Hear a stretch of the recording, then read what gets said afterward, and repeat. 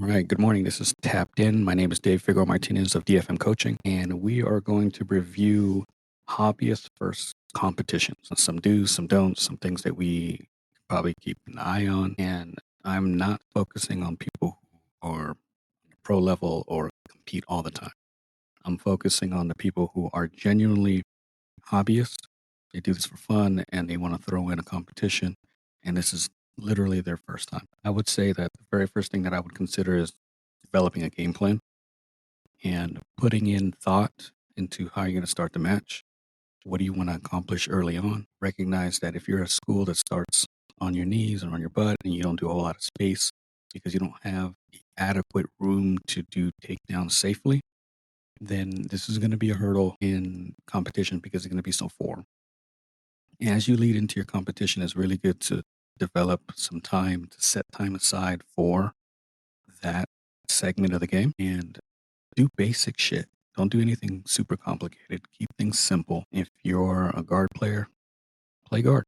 Like grab the collar, grab a sleeve, whatever you can get, drop to your butt, and start playing the guard that you want to play. Be specific about it. Be intentful. If you are a guard passer, you may want to stay on top the entire time. So start developing maybe simple takedowns that you can use, ankle picks, collar sleeve, or drag, arm drags, that type of setup where like if you fail, it's not the end of the world.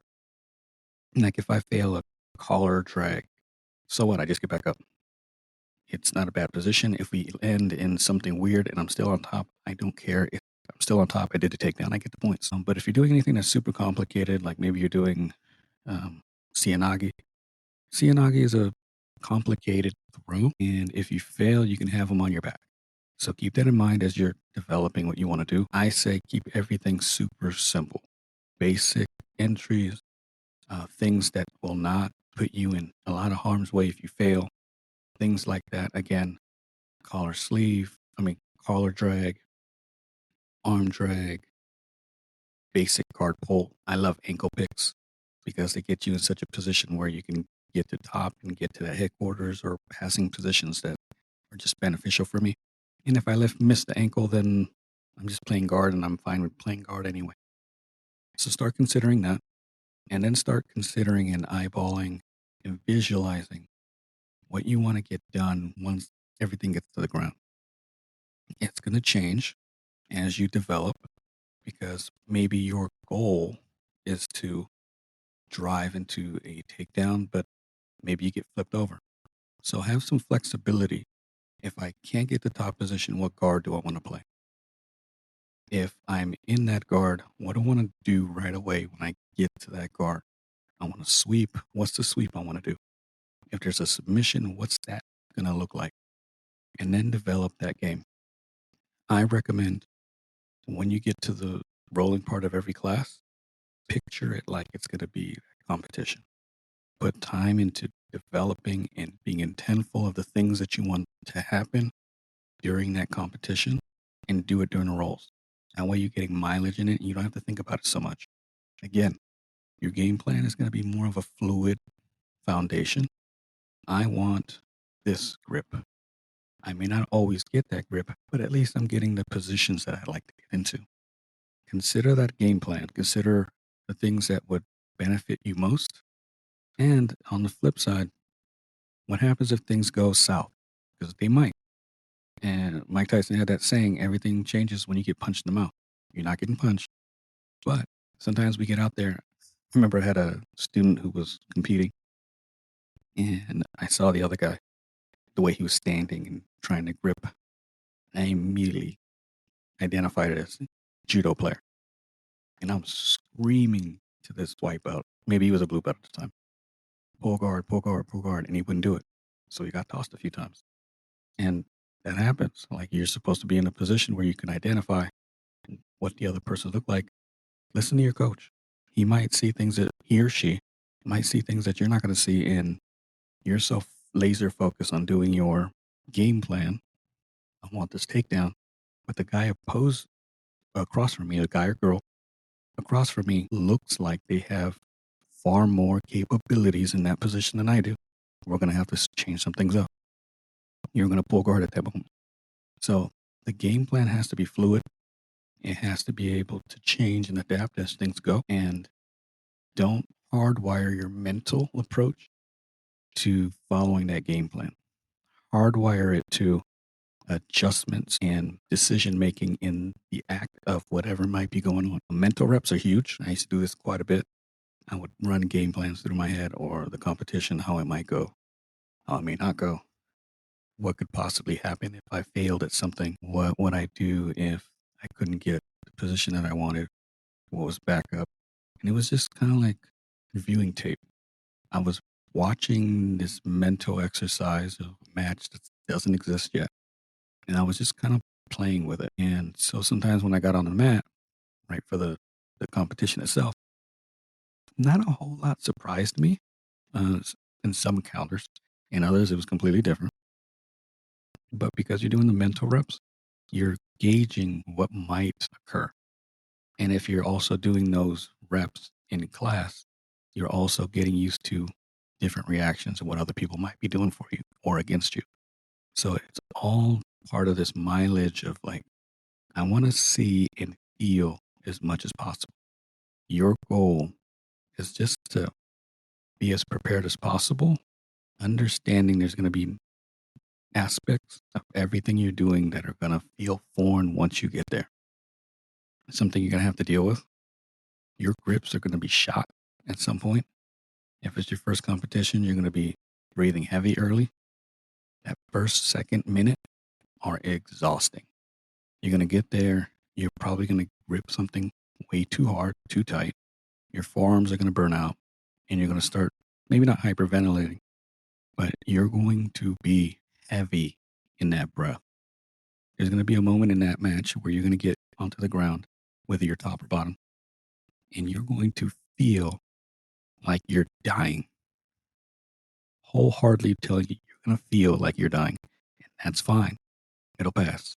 Get to a position where you're dominant, or at least a guard that you're holding. You don't want to stall, but you want to get your air back and take deep breaths. Make sure that you're safe. Make sure that you can't get toppled over or get guard passed. But take those really deep breaths. Send yourself back into what you want to do or need to do, and then start moving. The matches in competition are far more intense. No one wants to look bad. No one wants to push and make a huge mistake in front of their spouse or their coach. So people are going to be going hard. That's hard to replicate in a gym, especially with hobbyists who need to go to work in a few hours or the following morning. So understand that it's going to be different. So try to replicate that intent or intensity when you're training. It's difficult, but it can be done, or at least replicate it to a certain degree. When it comes to your weight, as a hobbyist, especially your first round, first match, I do not recommend cutting weight at all. Look at your weight class. If you're within 5 pounds and you are months out from competing, go ahead. Like, take some time, adjust what you're eating, adjust what you're taking in, how much exercise you're going to be doing, and lose the 5 pounds. If we're talking anything more and maybe a shorter time before your competition, I don't recommend that at all. I competed at the weight that I walked in at. Did I try to make sure my walking weight was better over time? Yes. But it didn't mean that I was cutting weight like a wrestler in a sauna with a sauna suit and I'm trying to sweat it out. There's no point. You have to go there, weigh in, usually a couple hours before your match. So you're just going to deplete yourself. And if this is your first, it's another added stress that you don't need. Don't bother. It doesn't help. It doesn't put you in a good position. It doesn't put you in a good spot. It's just another thing that you're going to stress about that you don't need to stress about. So for me, I don't tell people to cut weight. I don't suggest it. If you're a pro, whole nother conversation. Also, when we're talking about weight, start considering the things that, let's say you want to eat when you're going to the competition. It's not weight related, but when you get there, some of these competitions, you're going to be waiting around a lot. And that weight really does suck. I think they're running a little bit better these days. If you're doing IBJJ, you have to run way better. Jiu-Jitsu World League is decent. But when I was coming up, we had a bunch of tournaments. Then you might have you up around 1 and you don't get on the mat till 3. There were instances where you weren't supposed to get on the mat till 1 and you got in a little earlier. So get to the match, get to the event, get weighed if you can, get your uniform checked out, bring water, bring little snacks that aren't going to create any issues for you, and be prepared to wait. Again, if you're doing the IBJJF, it's a little different. They're like clockwork for the most part. But these other smaller tournaments, it's going to require you to have some patience. You're going to be in your nerves. You're going to get hungry. You're going to get thirsty. So bring all the things that you need. Bring music. That's another huge one. Bring a distraction. If you're a reader, bring a book. Bring patience. Bring some music. Bring an iPad. And just kind of chill. Find a way to just relax in the environment that is not relaxed. It gives me a thought. When you get there, at least when I was competing, the gym is going to smell different than any other venue that you've been in. It does not smell like your gym. There's a whole host of people competing, a lot of bodies, and a lot of people waiting. It's going to smell very different than when you smelled at the gym. The bathrooms, more often than not, are going to be complete shit because people cannot keep up the cleaning of the bathrooms. It's going to be a shit show. On that note, bring some toilet paper. Sometimes these places run out of toilet paper and you're going to ask out. Literally, just some random thoughts I've been having. Now that I'm thinking about it. Bathrooms are shit. They're a mess. They're going to smell like a mess. So bring toilet paper, bring water, bring a snack, a book, an iPad, headphones, listen to your music, relax, bring some patience. Lastly, when it comes to all this, have fun. Like we don't need to create a bunch of stress and make ourselves hyper focused on this. It's an event that in 2 to 3 weeks, most people will forget about it.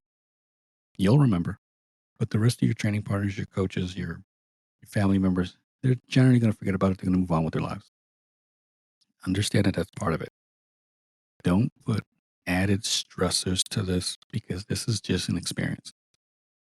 If you're a hobbyist, you're looking to, one, see where your deficiencies are in competition, see how you respond to competition, and then have fun.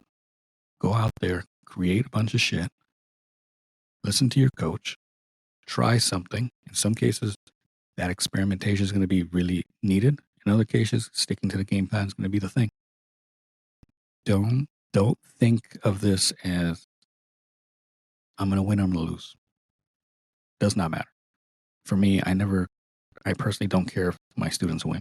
That's because we're in that hobbyist mindset and we're older. That isn't our goal here. Our goal is just, let's get out there. Let's see what works, what doesn't work.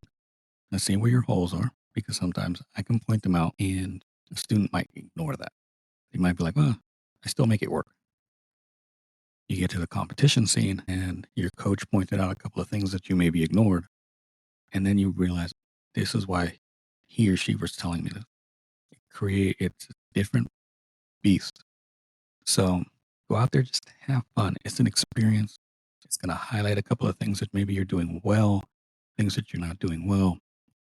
And most importantly, what you're going to get out of this competition, regardless of when you lose, is the fact that it made you hyper aware of your own game, your own existence. It pushes you to understand what you're looking at when you're training and you're learning, because that information is so vital for you. It may also force you to start asking questions when maybe you didn't before.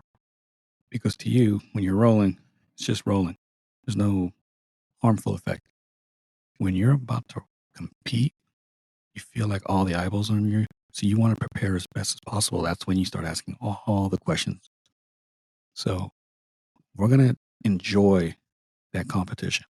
It's going to be an experience that you are going to remember for a long time, win or lose. You're going to remember who was there. You're going to remember how they made you feel. You're going to remember how the mat felt. You remember how you got gripped. All these things are going to stick in your mind. And if you lose, which might happen, oftentimes you settle on a couple of things that were like, "Fuck, I should have done this, I should do that." And they become almost core memories. I remember I had a competition that I swore I was going to win. Swore I was going to win this shit. And I went in there. I was on a tear at the time. I was a white belt, closing in on blue, and I had been competing quite a bit all through like SoCal. I would drive up to LA or drive out to East about an hour. Like I was signing up for everything I could. And I got there. I was so hyped. I had a partner that was eventually we would have met at finals. We're on the opposite side of the bracket. And I got in there and I was so focused on like what was gonna be that when the match started, it just didn't go the route that I was expecting, and I ended up losing. And I remember getting off to the sidelines, and my coach was next to me, and I just started bawling. I couldn't tell you why. I couldn't say, oh, it was because of this or that and whatever. It was genuinely, I had put in all this hard work, super prepared. I felt so motivated, so focused, and it just didn't turn out the way I wanted it. That was on me. Then I've had other matches where maybe I've won or lost, but I took away such a memory like, oh, this is where I have to be intentful. Sometimes when we're in the gym, we let people get grips and we let people get to a certain position. When you're in competition, you start to realize real quick, I can't let anyone get anything. I have to be first. I have to be intentful. I have to be forceful. I have to push the pace when it suits me, slow things down when it suits me. So, like all these things that I remember from competing, and they developed my game, whether it was a win or loss. It developed how I approached. It developed how I teach, how I think of information, how I decide the game plan. Like competing is beautiful. It's one of the funnest things you're gonna do. For me, the highlight of every competition was that moment where you get called on the mat and the referee's about to say combat or combat, start, or whatever they end up saying, and you slap hands again. You take a step back. That was the moment for me where everything went quiet. And when it went quiet, my thoughts stopped, my worries stopped, nothing else mattered. It was a weird sensation that I loved, absolutely loved. And then we got into it. The getting into it sometimes created hyper stressful moments. Like I remember there were times when, let's say you're 2 out of 3, or you get put in a loser's bracket because you lost your first, and you're trying to figure this shit out, and you're like, fuck, if I lose again, I'm done. And then you get motivated to win that match. And then if you win, sometimes I would have these thoughts of like, I gotta go again. I don't want to do this. Because at that point, sometimes that was a part sometimes that where I was doing a mental battle. And then you win, you get a medal, and you feel great. Sometimes you lost, and it was just a learning process. But competing is great. I highly recommend it for anyone. You're gonna get so much out of it when it comes to your daily training, core memories, a lot of bonding with teammates. You're gonna go out to eat afterwards, which is gonna be so fun. Win or lose, like you're joking about things. There's a sense of camaraderie, especially with those that also competed that day, that you don't get in a whole lot of places. You don't find at work. You don't find sometimes at home. So get out there, have fun. If you're thinking about competing, put in the time, sign up, prepare. But most of all, in all of this, have fun. Don't take it too seriously. At the end of the day, it's not going to matter. And you're going to take out lessons from it that other people aren't going to know or remember. So get out there and have fun. If you have any questions, if you want to reach out to me, I'm on dfm.2099 on Instagram and Threads. I love answering questions, so hit me up. If you want to work with me, dfmcoaching.com. Love to hear from you. Hope you enjoyed this episode. Thank you.